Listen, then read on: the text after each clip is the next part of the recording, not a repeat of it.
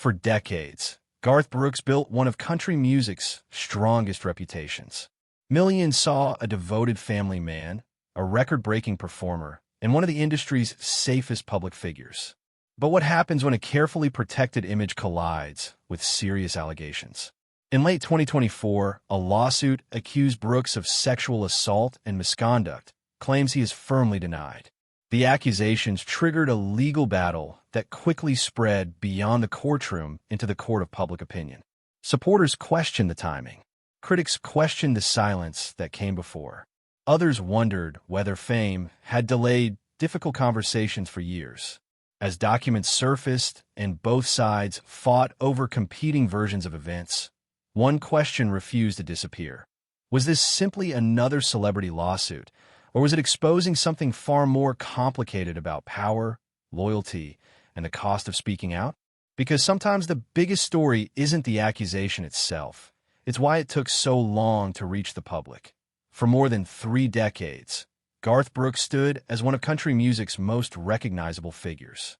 His concerts broke attendance records. His albums sold in numbers few artists have ever matched.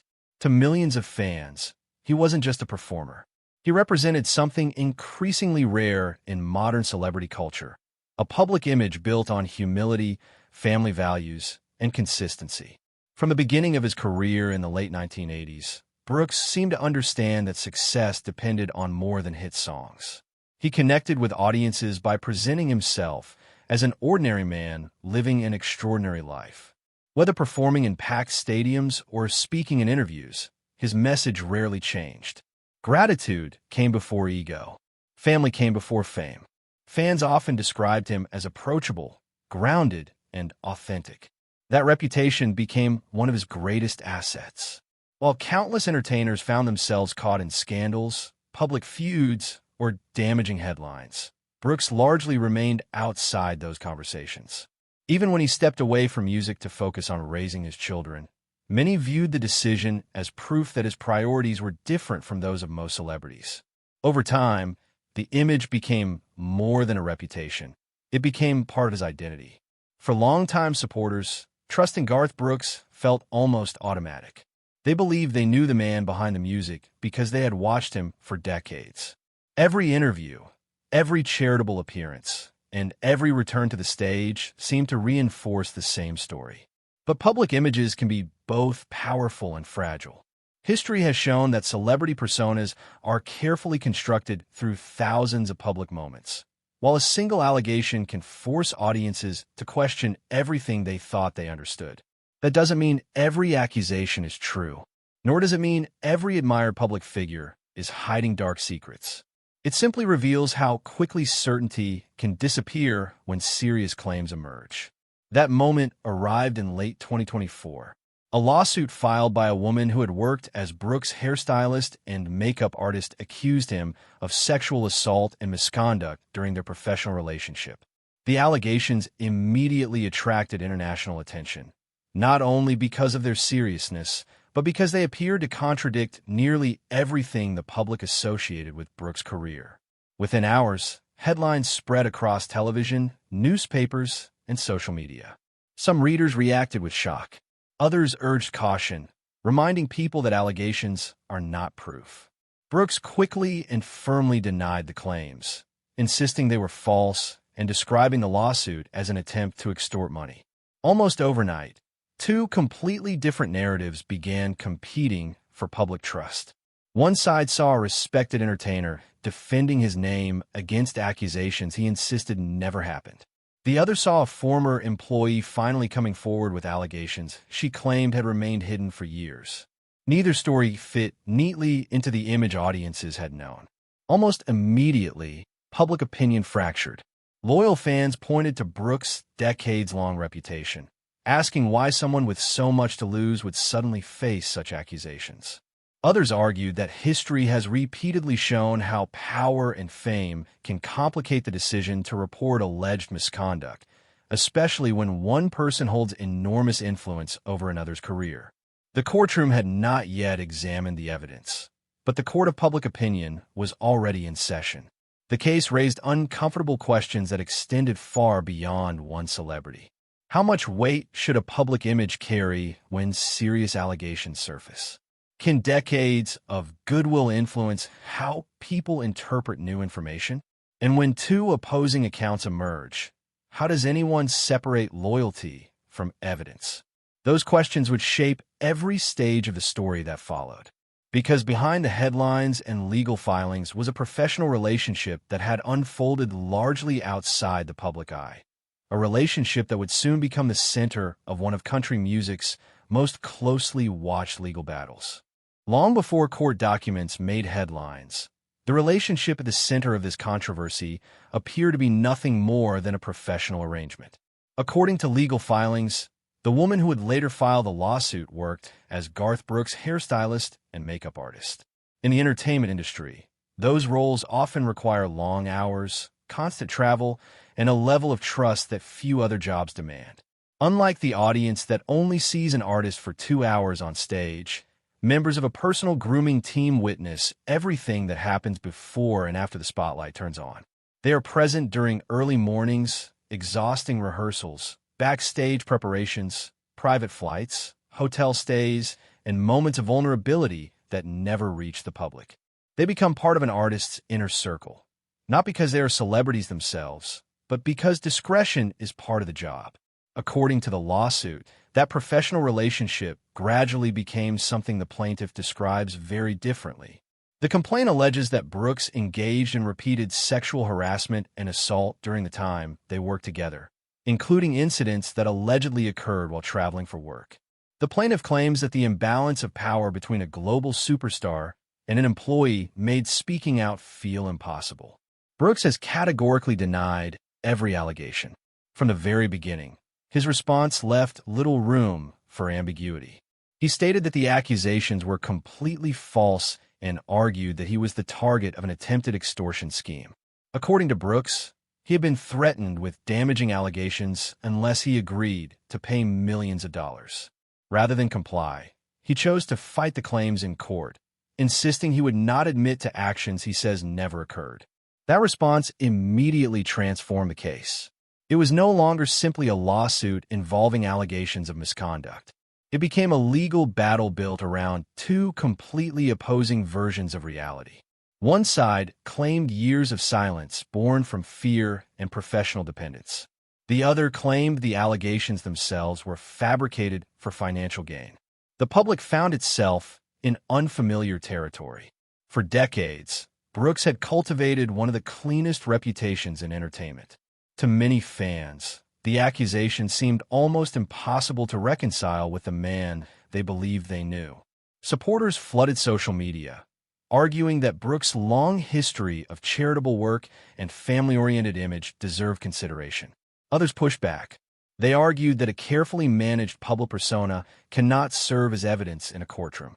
History has repeatedly shown that admired public figures can face serious allegations, and every claim deserves to be examined on its own merits rather than measured against popularity or reputation. Psychologically, this divide reflected something experts often observe in high-profile cases. People tend to interpret new information through beliefs they already hold. Fans who had trusted Brooks for decades naturally searched for reasons to doubt the allegations. Those more skeptical of celebrity culture focused on the power imbalance between employer and employee. Neither reaction answered the central question, because in the end, neither loyalty nor suspicion could replace evidence. As attorneys on both sides prepared their arguments, court filings began revealing additional details, each one reinforcing the sharp divide between the competing narratives. Every new document seemed to answer one question while raising two more. Behind every headline, one mystery remained untouched. If both sides insisted they were telling the complete truth, what evidence existed that could separate fact from fiction? And would it be enough to convince the public before the courtroom reached its own conclusions? As the headlines multiplied, the real battle shifted away from television studios and social media feeds. It moved into courtrooms, where emotion carried little weight without evidence. Public opinion could shape conversations, but it could not determine legal outcomes. There, only documents, testimony, and facts would matter. Almost immediately after the allegations became public, Garth Brooks responded through his attorneys with a firm and carefully worded denial. He insisted that every allegation against him was false. According to Brooks, the lawsuit was not the result of hidden misconduct, but part of an attempt to force him into paying millions of dollars to avoid public embarrassment. His legal team described the accusations as extortion and maintained that Brooks refused to give in to demands he believed were unjustified. On the opposite side stood the plaintiff, who continued to stand by her allegations. Through her legal filings, she claimed that what had happened was neither fabricated nor financially motivated. Instead, she alleged that years of silence were the result of fear, emotional distress, and the overwhelming imbalance of power between herself and one of the most influential figures in country music.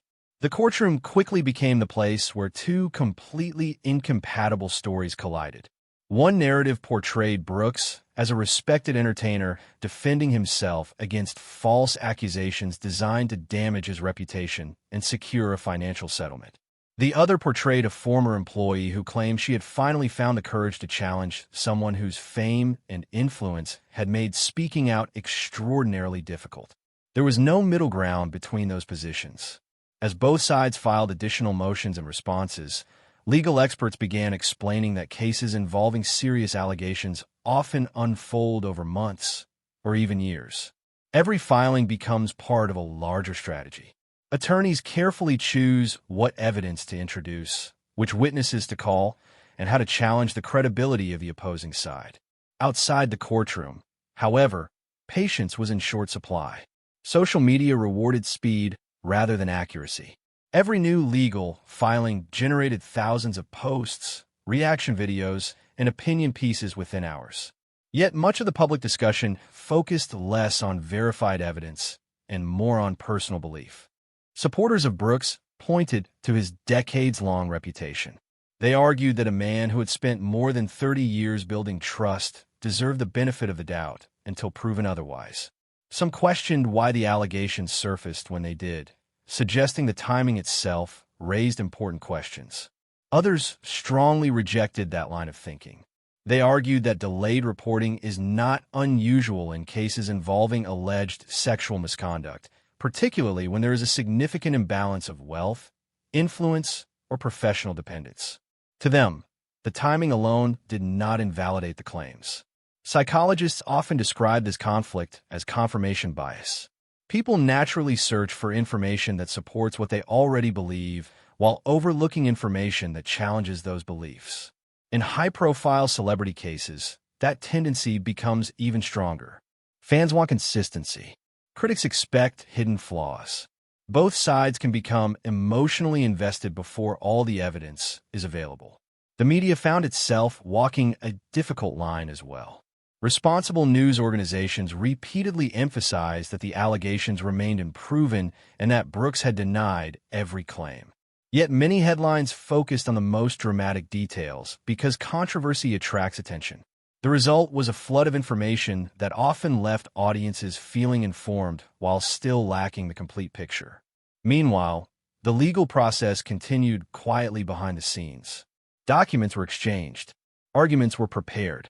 Every filing hinted that the dispute would become increasingly complex before reaching any meaningful resolution.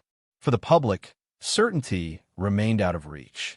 The only undeniable fact was that two sides continued telling completely different stories, each insisting that the evidence would ultimately prove them right. And as the legal battle grew larger, another question began to emerge, one that reached far beyond this single case. When enormous fame meets serious allegations, does the public judge the evidence objectively, or does celebrity itself quietly influence the verdict long before any court ever can? As the legal battle continued, it became clear that the case was being fought in two places. One was the courtroom. The other was the court of public opinion. Long before any legal outcome, millions of people had already begun forming conclusions. For Garth Brooks, the challenge was unlike anything he had faced before. For over 3 decades, he had built a reputation as one of country music's most respected and family-oriented stars. To many fans, the allegations seemed impossible to reconcile with the man they believed they knew. But reputation is not evidence. Legal experts often point out that a person's public image cannot determine whether allegations are true or false. At the same time, allegations alone are not proof of guilt. The justice system exists to examine evidence, not popularity or assumptions. Psychologists describe this as the halo effect. When people admire someone, they often assume that person's good qualities extend to every part of their life. Brooks' long career, charitable work, and positive image naturally influenced how many supporters viewed the accusations. Others argued that celebrity status should never place anyone above careful scrutiny. They believed the allegations deserved to be fully examined, regardless of Brooks' fame or reputation. The case also highlighted the issue of power. In the entertainment industry, employees often depend on powerful employers for their careers, making workplace disputes especially complex. Brooks has continued to deny every allegation, while the plaintiff has continued to stand by her claims. As each new legal filing appeared, public debate only intensified. Social media rewarded strong opinions, even though much of the evidence had yet to be tested in court. The controversy had grown beyond one lawsuit. It became a wider conversation about fame, accountability, and how quickly public opinion can shape a story before the legal process reaches its conclusion.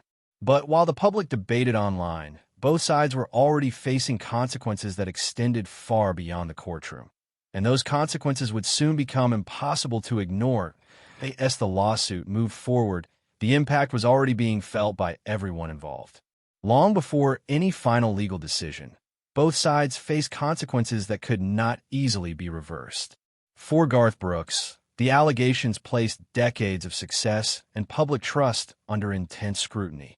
Headlines that once celebrated sold-out concerts and record-breaking achievements were now dominated by legal claims he strongly denied. For the plaintiff, coming forward meant entering the public spotlight, where every statement and every detail of the case would be questioned. High-profile legal disputes often bring intense public attention, making privacy almost impossible. Meanwhile, media coverage and online debate continue to grow. Supporters defended Brooks based on his long-standing reputation, while others argued that the allegations deserved to be heard without prejudice. The discussion became less about facts and more about personal beliefs. Throughout the legal process, Brooks has continued to deny all allegations, and the plaintiff has continued to stand by her claims. Until the courts reach a conclusion, many important questions remain unanswered. Regardless of the outcome, the controversy has already become more than a lawsuit. It is a reminder of how fame, public opinion, and the justice system often collide in ways that leave lasting consequences for everyone involved. But as the legal battle continues, one final question remains. When the headlines eventually fade, what will this case ultimately be remembered for?